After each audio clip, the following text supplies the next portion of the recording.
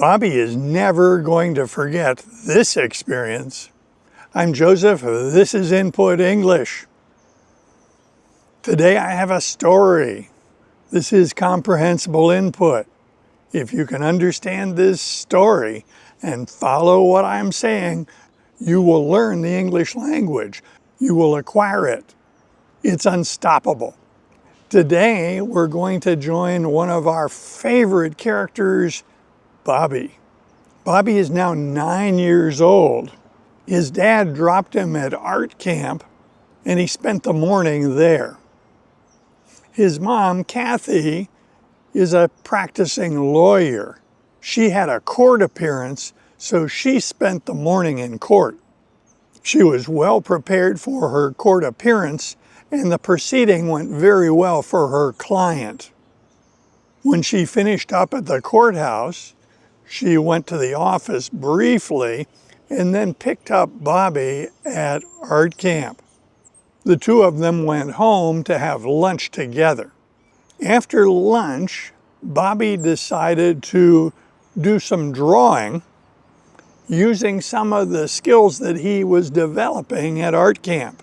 They had been teaching him to look at an object and draw a picture of it so that someone looking at the object and looking at the picture could tell that they were the same. He remembered when he started at art camp, his pictures were not very good. But with practice and what the teacher was teaching him, he was getting much better at drawing things from sight. They also had him drawing things from memory. Until this art camp experience, Bobby hadn't really drawn much during his life. He did some drawing in kindergarten, and he did some drawing in first grade, but after that, he doesn't recall having to draw anything. He really wasn't very interested in drawing things because he didn't think he was any good at it. Art camp has changed that. He got some instruction and a lot of experience, and now his drawings are much better. His mom had bought him some nice pencils to use to sketch things, and he had a notebook of good paper that he could use to collect his drawings. After lunch, he went into the living room with his notebook and pencil.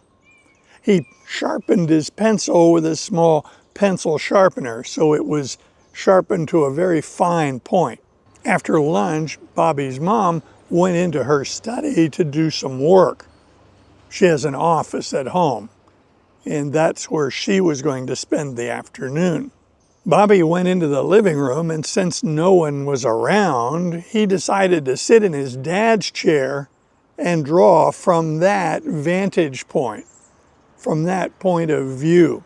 He looked at a table that had several objects on it and thought that's what he was going to draw.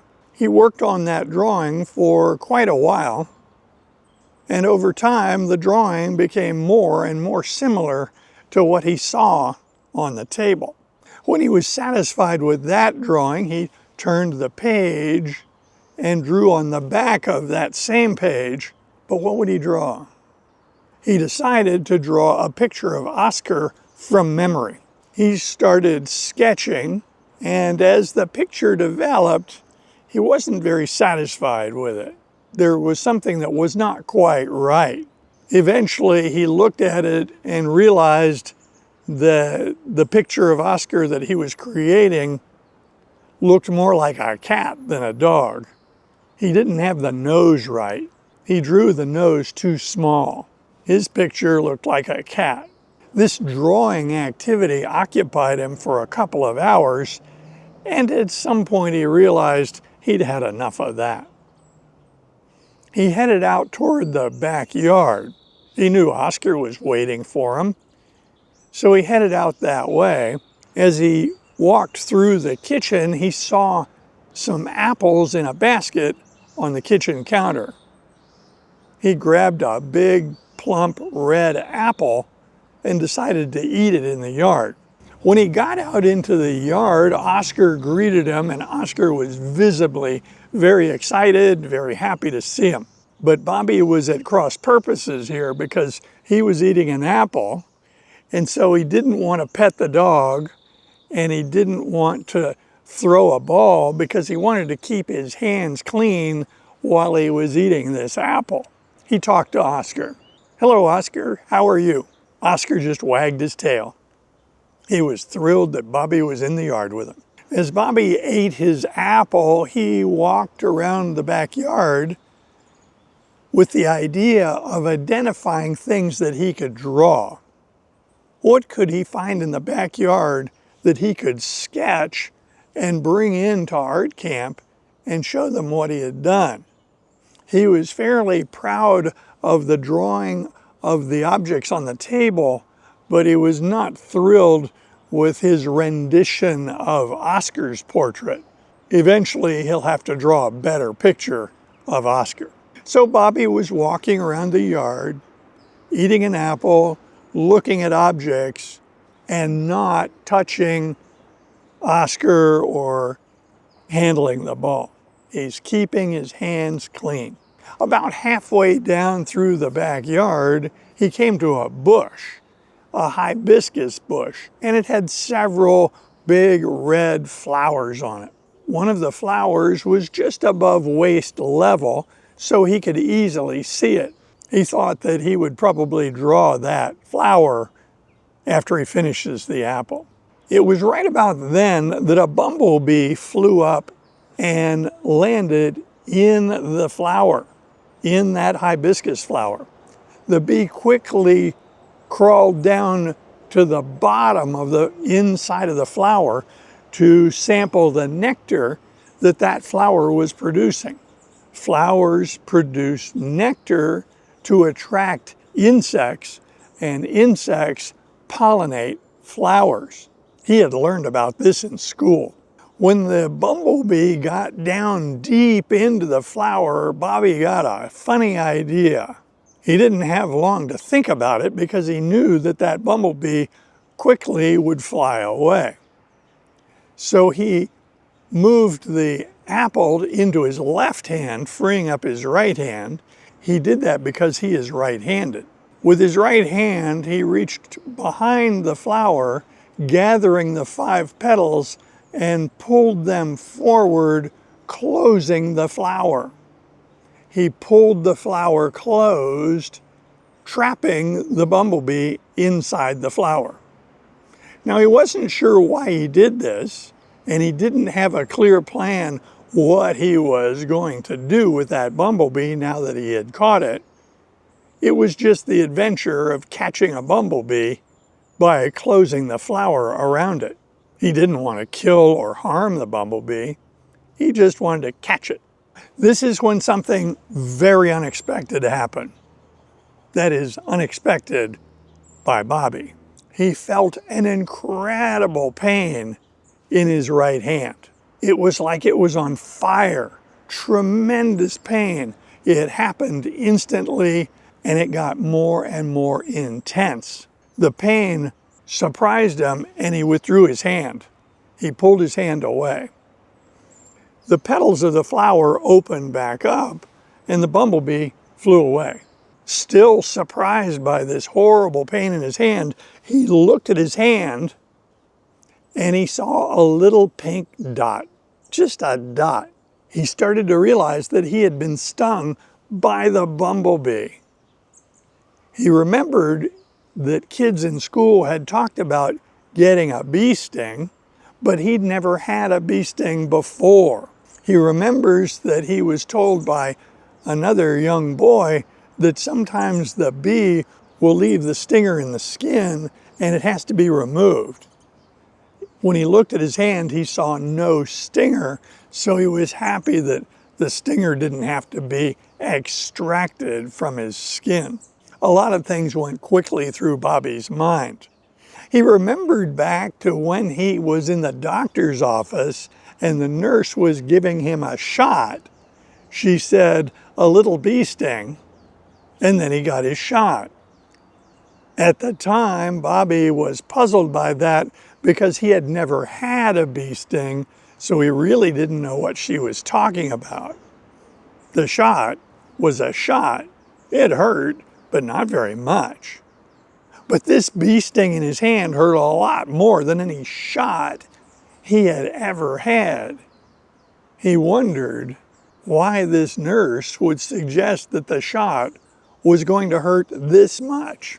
Bobby was also surprised at his own reaction to this bee sting. He realized after a couple of minutes that he had not cried. He said something out loud, but only Oscar heard what he said, and Oscar's not talking. He didn't cry.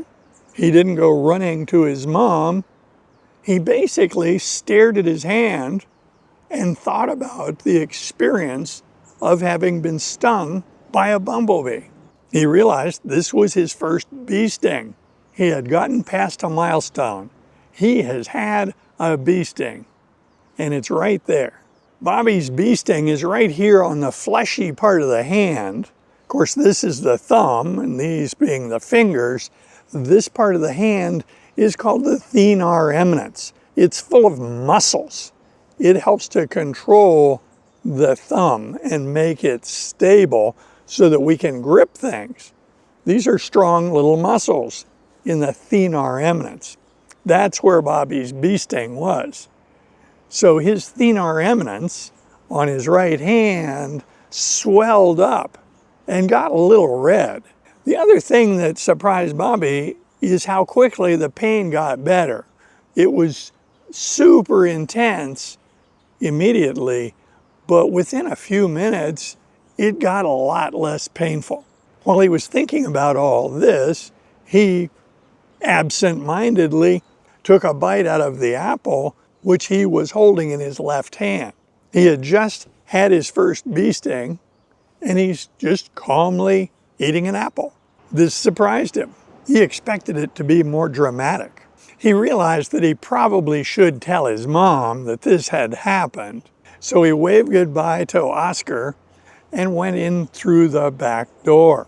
He went to his mom's office and knocked at the door as he came into the doorway. She looked up from what she was doing, and he said, "I just got stung by a bee," and held up his hand. By now, his thenar eminence was quite a bit bigger than normal and quite a bit redder than normal. She quickly rose out of her chair and took a closer look. She said what Bobby had already discovered. She said, "The stinger's gone." Bobby said, "It was a bumblebee. I don't think he left a stinger." She said, "They usually don't. It's honeybees that leave their stinger in you." Bobby nodded. He didn't know that, but it seemed reasonable. Kathy sat back down into her chair and looked at him and said, "You look okay. How do you feel?" Bobby said, "I feel fine except for the pain and that swelling in my hand." She turned to her computer and brought up the browser and quickly did a Google search on bumblebee stings. Bobby had said it was a bumblebee, and she believed him, so she searched bumblebee stings. She reviewed all the recommendations to make sure that she was up to date on what to do. She turned to Bobby and said, "How much does it hurt?" Bobby said, "Well, it hurt a lot when it happened, but now it's not too bad. It's getting a lot better. The swelling's getting worse, but the pain's getting better." She said, "Good, come with me." They went upstairs to the bathroom, and in the medicine cabinet, she found a tube of ointment. It read 1% hydrocortisone cream. She opened the tube by taking the cap off of it and put a little bit on her finger, much the way we would put toothpaste on a toothbrush. She just squeezed the tube and expressed some of that cream onto her own finger. She then asked for Bobby's hand and applied that cream to all the red area around the bee sting. She didn't press very hard because she figured that would be uncomfortable. She just spread it around and made sure that it was in contact. She told Bobby that that would help with the inflammation. She told him that he could rub it in until the cream is all gone, until it is evenly applied and no longer visible. She then led him downstairs to the kitchen. She took a paper towel and put a piece of ice in it and suggested that Bobby apply that to the swollen area. He did so. What he observed is that the pain continued getting better. After a couple of minutes, Kathy asked, "And how do you feel now?" Bobby said, "I feel fine, and the pain's getting a lot better." Now, the reason Kathy kept asking him how he felt was that she was concerned about a possible allergic reaction, but she didn't see any signs of that. He wasn't short of breath. He didn't have any hives that she could see. He didn't appear to be dizzy.